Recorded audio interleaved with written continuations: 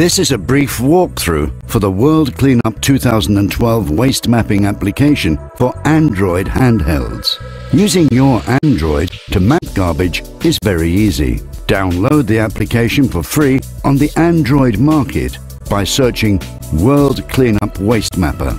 Make sure your Android enables third-party software. That's Menu, Settings, Applications. Select Allow Unknown Sources. In order to map garbage, it is necessary to have GPS and internet connection.